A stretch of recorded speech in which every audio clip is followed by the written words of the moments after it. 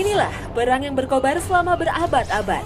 Perang melawan kerajaan Romawi bukan sekedar untuk memperluas wilayah kekuasaan Islam, namun untuk menegakkan misi dakwah yang dibawa Rasulullah. Dan inilah perang yang juga menjadi pertanda akhir zaman.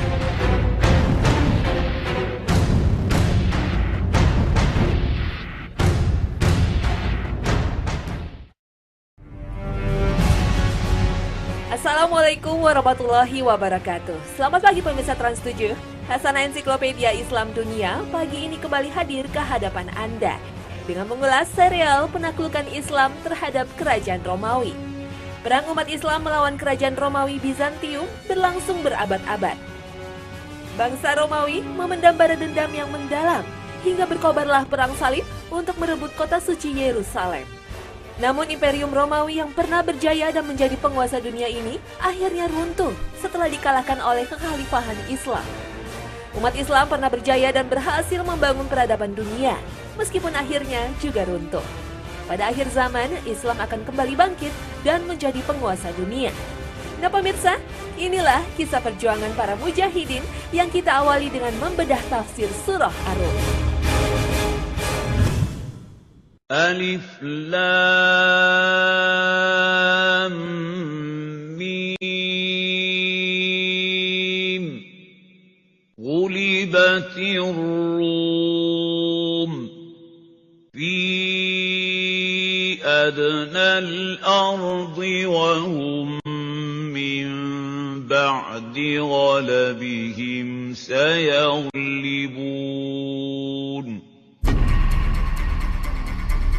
Alif Lam Mim. Kata pembuka dalam surah Ar-Rum ini hanya Allah yang maha tahu maknanya. Tak ada yang mengetahui apa yang dimaksud dengan kata itu. Bahkan Rasulullah SAW pun tak pernah menafsirkannya. Wallahu a'lam. Pada ayat selanjutnya Allah berfirman, telah dikalahkan bangsa Romawi di negeri terdekat. Surah Ar-Rum ini berkaitan dengan kekalahan bangsa Romawi dalam peperangan dengan bangsa Persia di tepi Laut Mati. Dalam sejarah, kedua kerajaan besar di dunia ini selalu bertempur untuk memperluas wilayah kekuasaannya. Saat Romawi kalah, umat Islam bersedih, sementara kaum kafir Quraisy bersukaria dengan kemenangan kerajaan Persia. Meski bangsa Romawi berbeda keyakinan dengan umat Islam, namun mereka dianggap lebih memiliki kedekatan karena memiliki kitab Injil sehingga disebut Ahlul Kitab. Mereka sama-sama berasal dari keturunan Nabi Ibrahim. Sedangkan bangsa Persia adalah penyembah dewa api yang disebut kaum Majusi. Pada ayat selanjutnya Allah berfirman, dan mereka setelah dikalahkan itu akan menang. Ayat yang mengisahkan kemenangan bangsa Romawi setelah mengalami kekalahan ini merupakan bukti bahwa Al-Quran adalah wahyu Allah. Dalam surat Al-Baqarah ayat 2, Allah menegaskan bahwa kitab Al-Quran ini tidak ada keraguan padanya dan menjadi petunjuk bagi mereka yang bertakwa. Dzalikal kitabu la raib fihi hudan lil muttaqin. Rasulullah SAW tidak mungkin mengetahui peristiwa masa depan jika tidak diberi petunjuk oleh Allah. Kekalahan bangsa Romawi terjadi pada tahun 614 dan 615 Masehi. Tapi ada sejarawan lain yang mengatakan terjadi pada tahun 620 Masehi. Akibat kekalahan ini, Kekaisaran Romawi Bizantium diyakini bakal runtuh. Apalagi tidak hanya bangsa Persia yang menjadi ancaman bagi Bizantium, tapi juga bangsa Avar, Slavia, dan Lombard. Raja Heraklius dan pasukannya akhirnya tersudut dan berlindung di benteng Konstantinopel, benteng terakhir yang dikuasai Romawi Bizantium. Bangsa Avar telah mencapai dinding Konstantinopel hingga Kaisar Bizantium. Heraklius memerintahkan pasukannya untuk melebur emas dan perak yang berada dalam gereja untuk dijadikan uang demi membiayai perang. Saat itu, banyak gubernur yang memberontak Kaisar Heraklius. Bahkan kawasan di Mesopotamia, Sisilia, Syria, Palestina, Mesir, dan Armenis yang berada dalam kekuasaan Bizantium berhasil direbut Persia. Oleh karena itulah, kemenangan Bizantium seperti yang diungkap Al-Quran sempat menjadi cemoohan kaum musyrikin Arab, karena peristiwa itu dianggap mustahil.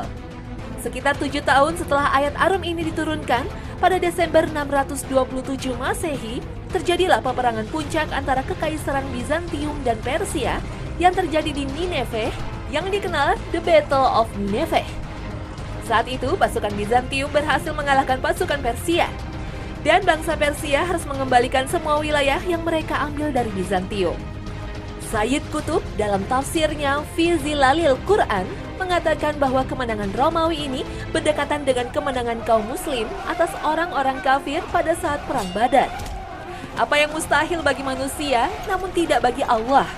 Allah menunjukkan kekuasaannya untuk mematahkan keraguan kaum kafir Quraisy terhadap Al-Quran. Petunjuk lainnya yang menjadi bukti kebenaran Al-Quran dalam surat Ar-Rum, bangsa Romawi Bizantium dikalahkan bangsa Persia di daerah paling rendah di bumi yang disebut Adnal Ardi. Kata ini ditafsirkan sebagai tempat terendah di bumi. Tapi ada yang mengartikan daerah terdekat. Kekalahan Bizantium setelah berperang dengan Persia terjadi di cekungan Laut Mati. Syauqi Abu Khalil menerangkan yang dimaksud Adna al-Ardi ini yaitu daerah terdekat Mekah, yaitu Syria, Palestina, dan Yordania. Kawasan termasuk dataran rendah, dan yang terendah terletak di dekat Laut Mati yang dikenal Buhairah Lut. Berdasarkan fakta geografis, Laut Mati terletak 392 meter di bawah permukaan laut, daerah paling rendah di muka bumi. Ada juga yang menyebutkan titik terendahnya mencapai 420 meter di bawah permukaan laut. Ahli geologi Amerika, Profesor Palmer, sempat meragukan kebenaran data Al-Quran ini. Ia mengungkapkan daerah terendah di bumi berada di Eropa dan Amerika Serikat. Namun setelah melakukan penelitian mendalam, ia akhirnya merevisi kesimpulannya dan membenarkan data yang disampaikan Al-Quran seperti yang ditulisnya dalam The Origin of the Earth. Kesimpulan ini juga dibenarkan oleh Alfred Kruner, seorang pakar geologi dari Johannes Gutenberg University, Jerman. Inilah kebenaran Al-Quran yang dibuktikan dalam ilmu pengetahuan modern. Sadaqallahul Azim. Maha benar Allah atas semua firman-Nya.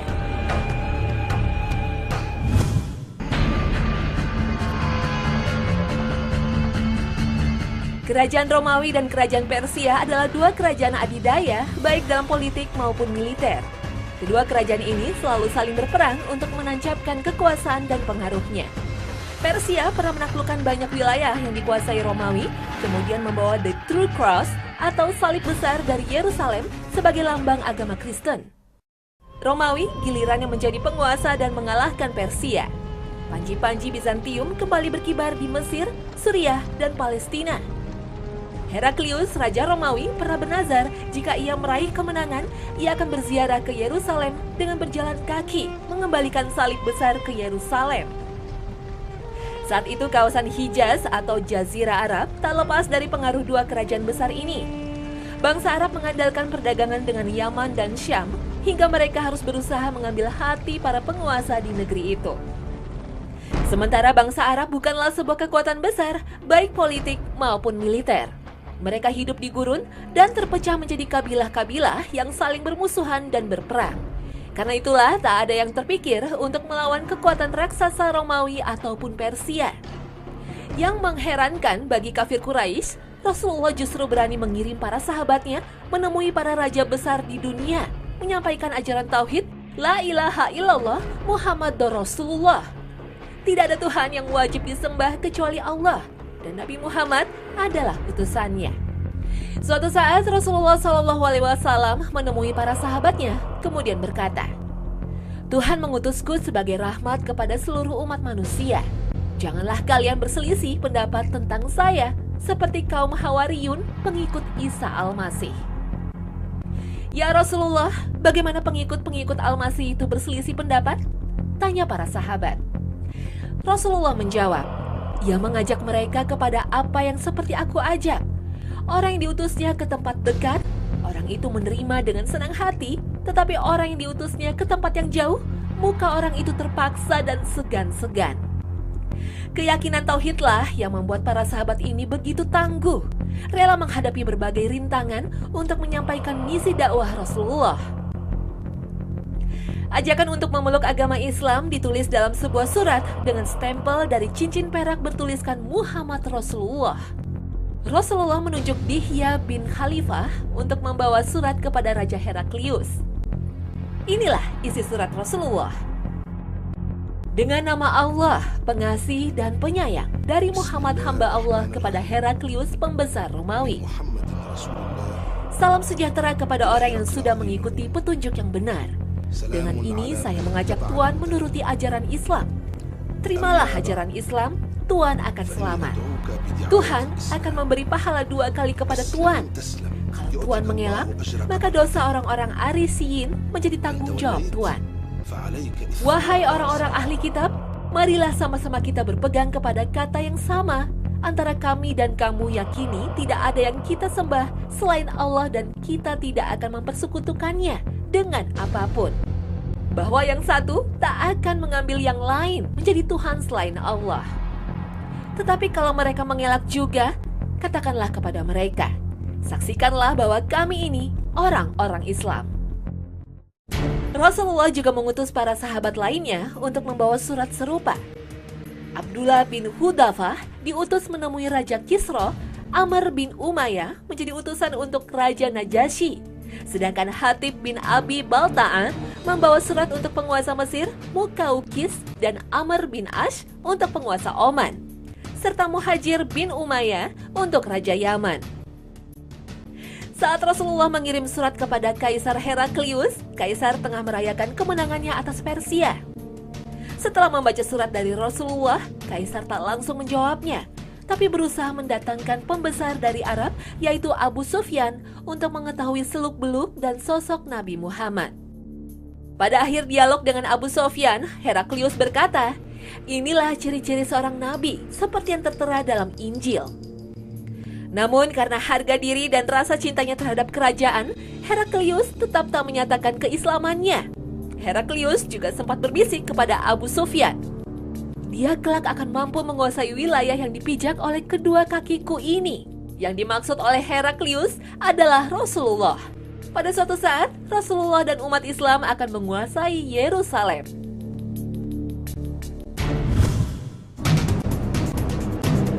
Utusan Rasulullah mendapat perlakuan yang baik dari Raja Heraklius bahwa mendapat berbagai hadiah.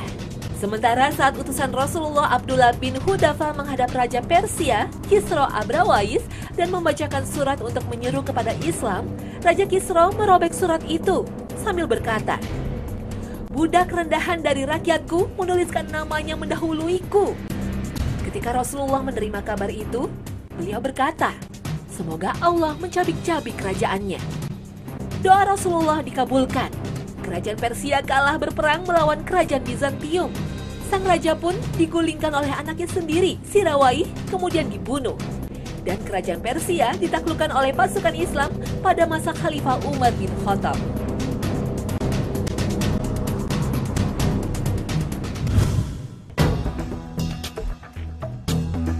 Kekaisaran Romawi yang berpusat di Roma berdiri pada tahun 753 sebelum Masehi. Berabad-abad Imperium Romawi menjadi penguasa dunia. Karena kekuasaannya luas, Kekaisaran Romawi akhirnya dibagi menjadi Romawi Barat dan Romawi Timur. Namun inilah yang menjadi malapetaka. Romawi Barat menjadi lemah, kemudian ditaklukkan oleh Kekaisaran Persia. Sementara Romawi Timur yang berpusat di Konstantinopel berdiri kokoh sampai abad ke-15. Kekuasaan Romawi akhirnya runtuh setelah ditaklukkan oleh Muhammad Al-Fatih, penguasa Turki Utsmani. Upaya untuk menaklukkan Romawi Bizantium sudah dilakukan sejak masa Rasulullah, kemudian dilanjutkan para khalifah Islam. Dan inilah kisah perjuangan Islam menaklukkan Romawi.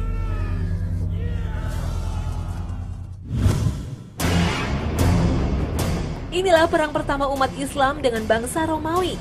Terjadi di sebuah daerah di perbatasan Syam yang disebut Mu'tah. Mu'tah bukanlah kawasan gurun pasir, tapi termasuk wilayah Mediterranean, memiliki 4 musim. Perang ini terjadi setelah utusan Rasulullah yang membawa pesan damai, Haris bin Umair al-Asdi, dibunuh Gubernur Basrah, Surahbil bin Amr. Pada tahun ke-8 Hijriah, Rasulullah menyiapkan pasukan berjumlah 3.000 orang untuk menyerang Basrah, yang merupakan bagian dari wilayah Romawi. Sebelum pasukan berangkat, Rasulullah berpesan, jika Zaid bin Harisah sebagai pemimpin pasukan terbunuh, maka penggantinya Ja'far bin Abi Thalib. Dan jika terbunuh lagi, maka penggantinya Abdullah bin Rawahah. Jika kembali terbunuh, maka pasukan muslim harus segera bermusyawarah memilih pemimpin di antara mereka.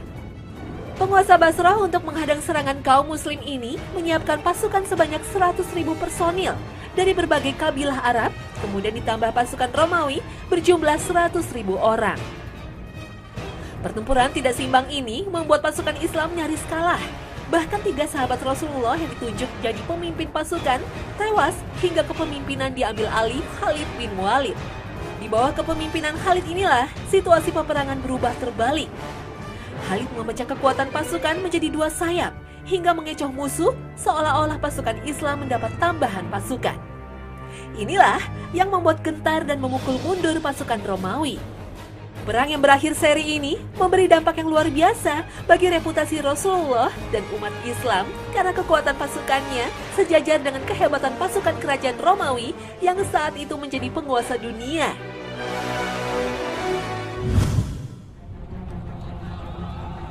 Kekuatan pasukan Islam kembali dibuktikan dalam Perang Yarmuk. Perang melawan pasukan Romawi Bizantium ini terjadi pada tahun 13 Hijriah atau 634 Masehi setelah Rasulullah wafat dan kepemimpinan umat Islam diserahkan kepada Khalifah pertama Abu Bakar Siddiq. Pasukan Romawi dengan tentara terlatih dan perlengkapan perang lengkap berjumlah sekitar 240.000 personil bertempur dengan pasukan Islam berjumlah hanya 45.000 orang. Meskipun kekuatan pasukan tidak seimbang, namun Allah berkehendak lain, menolong hamba-hambanya yang berjihad di jalan Allah, hingga peperangan dimenangkan oleh umat Islam. Pasukan Islam di bawah komando Khalid bin Walid tak gentar melawan pasukan Bizantium. Khalid yang dijuluki pedang Allah ini melancarkan strategi memecah kekuatan pasukan menjadi 40 kontingen, hingga terlihat lebih besar dari kekuatan musuh.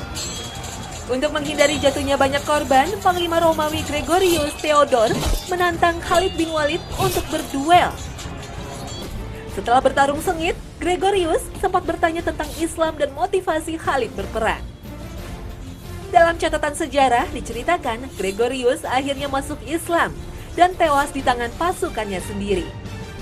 Perang Yarmuk yang berlangsung berhari-hari ini sempat mencerai-beraikan dan memukul mundur pasukan Islam. Hingga dikisahkan saat itu, para wanita muslim menghadang para mujahidin untuk kembali ke medan perang. Dalam perang ini juga terkenal kepahlawanan Asma binti Yazid, seorang wanita tangguh yang ikut bertempur dan berhasil membunuh tentara Romawi. Pada hari ke-6, komandan pasukan Romawi, Gregory, menantang Abu Ubaidah untuk bertarung. Khalid sempat menahan Abu Ubaidah, namun ia bergeming dan Abu Ubaidah pun berkata, "Jika aku tidak kembali, engkau harus memimpin pasukan sampai khalifah memutuskan perkaranya."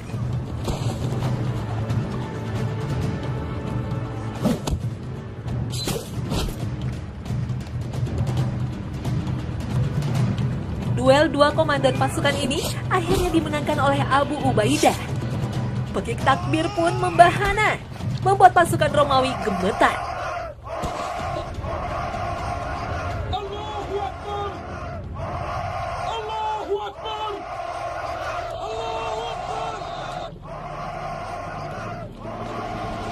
Kehebatan Khalid bin Walid yang dijuluki pedang Allah ini begitu dielu-elukan oleh pasukan Islam.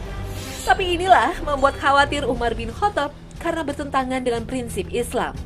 Umar khawatir Khalid menjadi lupa diri, hingga akhirnya Umar membuat keputusan kontroversial mencopot Khalid sebagai panglima perang dan menggantinya dengan Abu Ubaidah. Saat surat keputusan Amirul Mukminin ini disampaikan kepada Khalid, Khalid dengan ikhlas menerimanya. "Saya berjihad bukan karena Umar," katanya. Meski tak lagi sebagai komandan, Khalid tetap ikut bertempur. Kemenangan umat Islam dalam Perang Yarmuk menjadi momentum sangat penting dalam penyebaran agama Islam hingga ke Palestina, Suriah, dan Mesopotamia, yang saat itu rakyatnya memeluk agama Kristen.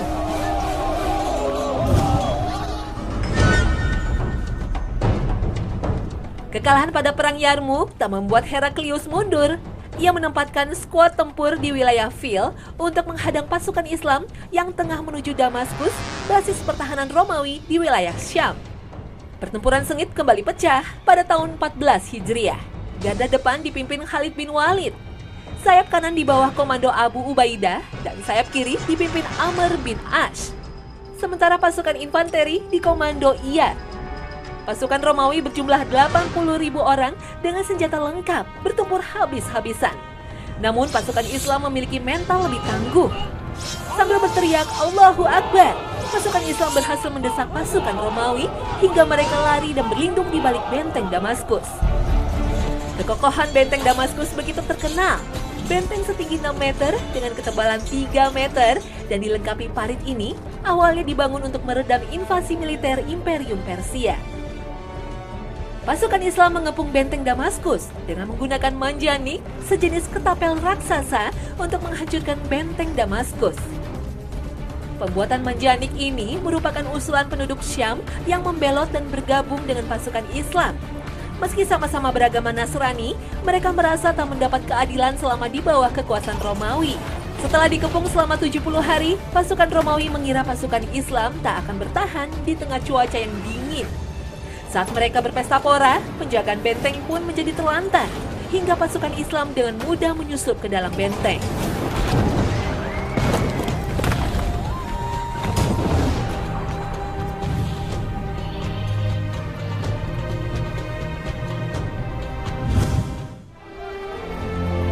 Kemenangan demi kemenangan berhasil diraih oleh umat Islam. Kaisar Heraklius akhirnya meninggalkan kekuasaannya di Syria dan terpaksa mundur ke Konstantinopel, benteng terakhir yang dikuasai Imperium Romawi. Pasukan Islam juga berhasil merebut kota Yerusalem. Saat itu penguasa Yerusalem hanya akan menyerahkan kota kepada pemimpin tertinggi Islam.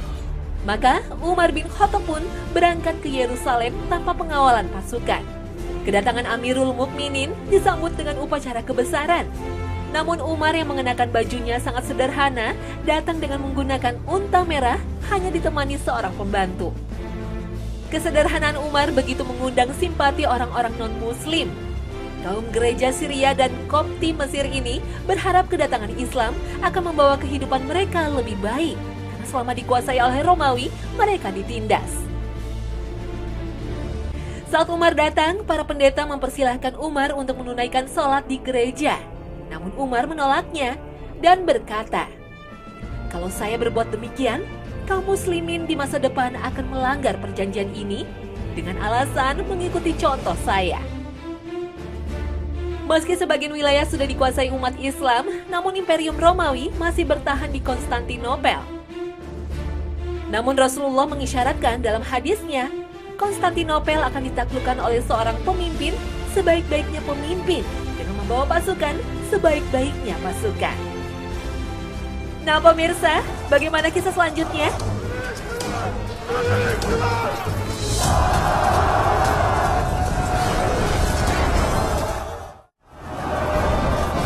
Besok pagi, Hasan akan melanjutkan kisah perjuangan umat Islam menaklukkan kerajaan Romawi Bizantium.